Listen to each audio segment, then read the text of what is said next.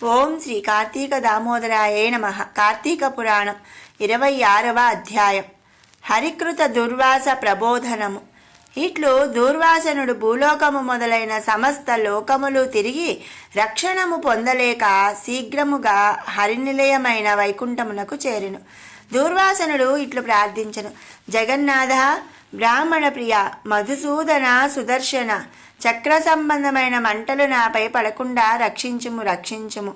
ఓ విష్ణు, సూర్యకోటి సమాన కాంతి గల ఈ ఘోర చక్రము నన్ను చంపుటకు వచ్చుచున్నది. నివారించుము స్వామి, నివారించుము. నీ భక్తుడైన అంబరీషునకు అన్యాయముగా శాపమిచ్చిన పాతకునకు నాకు ఈ శిక్ష తగియేమున్నది?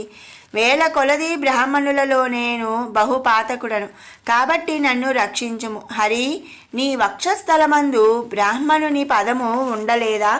భృగు మహర్షి హరిని పాదముతో వక్షస్థలమందు తన్నెను కదా, కాబట్టి అట్లే నా పాతకము కూడా నీవు సహించవలెను. ఈ ప్రకారము విష్ణుమూర్తి యందు ముందు దూర్వాస మహాముని సాష్టాంగ నమస్కారము చేసిన వాడై, ఓ స్వామి, నన్ను రక్షించమని అనేక మారులు దూర్వాససునుడు పలికినవాడాయెను. అంతా హరి నవ్వుచు ఇట్లనియే, దూర్వాస, బ్రాహ్మణులు నాకు దేవతలు అను మాట నిజమే. మీ వంటి వారు మిక్కిలి దేవతలేయగుదురు. బ్రాహ్మణోత్తమా, నీవు సాక్షాత్తు శంకరుడవు, బ్రహ్మస్వరూపుడవు. జటలతో కూడి భృగుటిలమైన నీ ముఖమును చూచినచో ఎవ్వరికీ భయము కలుగదు. మీ వంటి వారు స్వభావమునకు వికారమును కలుగనివ్వరు కదా. నేను మనోవాక్కాయముల చేత బ్రాహ్మణులకు అపకారము కొంచెమైనను చేయను. ఆ సంగతి నీకు తెలిసియే ఉన్నది కదా. దేవతలకు, బ్రాహ్మణులకు, సాధువులకు, గోవులకు సుఖము కొరకు ప్రతి యుగమందు నేనవతరించుచుందును. దూర్వాస, నీవు సాధు నిందితమైన కర్మను ఆచరించితివి. అంబరీషునకు కారణము లేని శాపము ఇచ్చితివి. అంబరీషుడు మనోవాక్కాయముల చేత శత్రువునకును అపకారమును చేయడు. సర్వభూతములందును నన్ను భావించుచు చరాచరములందంట నన్ను చూచుచుండును. అట్టి వాణిని వృధాగా నీవు అనేక బాధలు పెట్టితివి. ఇది నీకు తగునా?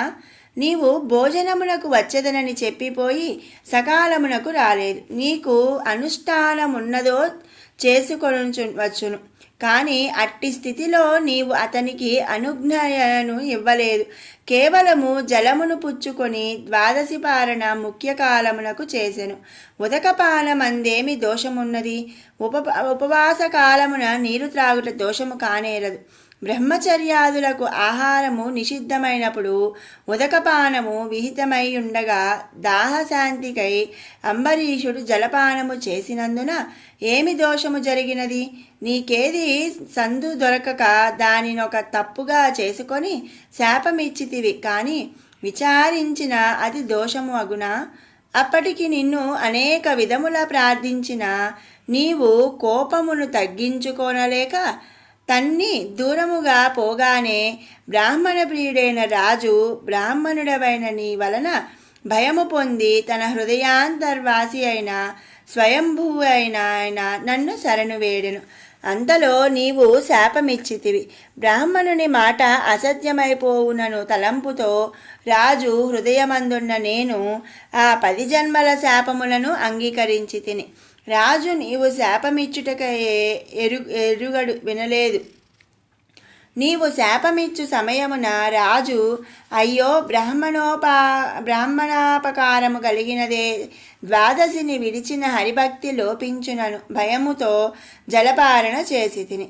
దానితో బ్రాహ్మణ తిరస్కారం ఆయను గదా. హరి, నన్నెట్లు కాపాడుదవని దీనుడై నన్ను శరణుజొచ్చి నాయందే మనసు ఉంచి ఇతర విషయములను మరచి తన శరీరమును తానెరుగకయుండెను. అట్లుండగా నీవు శాపమిచ్చితివి. శాపమందు నీవు మీనము, కూర్మము మొదలైన 10 జన్మలు గమ్ము అని చెప్పితివి. అప్పుడు భక్తుల బాధలకు నివర్తకుడనై నేను అతని హృదయమందు నివసించియుండి అతని చెవి వలన నీవిచ్చిన శాపములను వినుచు భక్తునికి అన్యాయముగా శాపము కలిగను కదా, దీనినెట్లు చేయుదునని ఆలోచించి తిని. బ్రాహ్మణుని మాటను సత్యముగా చేసితేని నా భక్తునికి అనిష్టము కలుగును. శాపమును నివారించి తినేని బ్రాహ్మణ వచనం అసత్యమగును. కాబట్టి బ్రాహ్మణ వాక్యము సత్యమౌటకు భక్తరక్షణమౌటకు ఆలోచించి నీవిచ్చిన శాపములను నేను స్వీకరించి తిని భక్తులకు కలిగిన అంతులేని మహాకష్టములన్నింటినీ నేను హరింతును. నా భక్తుడు ధర్మాత్ముడు, సమస్త భూతములందు సమబుద్ధి గలవాడు. అట్టి విషయమును ఎరింగియుండియు నీవు అధర్మముగా శాపమిచ్చితివి. వేదములందు దేశమును కాబట్టి కాలములను అనుసరించి వయసును ముఖ్యముగా చేసుకొని జాతిని అవలంబించి ఆశ్రమములను విషయముగా చేసుకొని మనుషులకు వివిధ ధర్మములు చెప్పబడినవి గదా. పురుషులకు కొన్ని ధర్మములు, స్త్రీలకు కొన్ని ధర్మములు, మనుష్య జాతకంతకు కొన్ని ధర్మములు చెప్పబడినవి. కాబట్టి మనుష్య జాతికి సామాన్యముగా చెప్పబడిన ధర్మములను మనుషులందరూ విడువకూడదు. రెండు పక్షములందును మనుష్యులందరికీ ఏకాదశి నాడు భోజనం ఆచరించకూడదని వేదములందు పరమధర్మము విధించబడినది. అట్లు కాక భుజించిన ఎడల దోషము చెప్పబడి ఉన్నది. ద్వాదశి విడిచినచో ఏకాదశిని విడిచిన దోషము సంభవించును. కాబట్టి నా భక్తి లోపించునను భయముతో వాడు జలపారణ చేసెను. ఇట్లుండగా నీవు వృధాగా విచారించక శాపమిచ్చితివి కదా. అంతటా విరమించక తిరిగి శాపమిచ్చుటకు ప్రయత్నించి నీవు నోరు తెరిచినంతలో దుర్వాసనుని మాటను అసత్యము బొందించతగదు అని తలచి నేను చక్రమును పంపితిని. అనగా శాపమిచ్చిన గ్రహించువారు లేరుగాన శాపము వృధాయగునని తలచి నివారించు భావముతో చక్రమును పంపితిని. బ్రాహ్మణోత్తమ, దుఃఖించకము. అంబరీషుని విషయమై నీవిచ్చిన శాపము నాకు వరమాయను. నేను ఈ రూపములను ధరించి అవతారములను ఎత్తవలసి ఉన్నది. నేను ఈ కల్పమందు ప్రళయకాలమందు జగత్తు యొక్క స్థితి కారణము కొరకు శంకాసురుని సంహరించుటకును మనువును రక్షించుకును పెద్ద చేపగుదును. దేవదానవులు సముద్రమును మధించు తరిని సముద్రమందు మునిగిన మందర పర్వతమును నా వీపున ధరించుటకు తాబేలు అగుదును. హిరణ్యాక్షుని సంహరించుటకును భూమిని ఉద్ధరించుటకును నీలాద్రితో నల్లకొండతో సమానమైన పందిని అగుదును. హిరణ్యకశిపుని సంహరించుట కొరకు క్రోధ జ్వాలల చేత దిగంతముల వ్యాపించుచు వికృతాననుడైన మనుష్య సింహము అగుదును. లోకత్రయమును జయించి బంధించి ఇంద్రునకు పోయిన రాజ్యమును ఇచ్చుట కొరకు వామనుడు అంటే పొట్టివాడగుదును. క్షత్రియ నాశనము కొరకు మహాబలముతో కూడా క్రూర కర్మయుతుడైన పరశురాముడను పేరుగల బ్రాహ్మణుడనగుదును. రావణుని సంహారము కొరకు ఆత్మజ్ఞాన శూన్యుడైన రాముడును రాజగుదును. యదువంశమందు ఆత్మజ్ఞానము కలిగియు గోపీకాముకుడనై రాజ్యములేని కృష్ణుడనగుదును. కలియుగమంద పాపమోహము కొరకు బుద్ధుడను దితి కుమారుడనై పాషండ మార్గోపదేశిని అగుదును. కలియుగాంతమందు విప్రశత్రుఘాతకుడనైన బ్రాహ్మణుడని అగుదును. ఇట్లు నాకు 10 జన్మలు కలుగును. ఈ 10 అవతారములు వినువారికి పాతక నాశనములు అగుదును.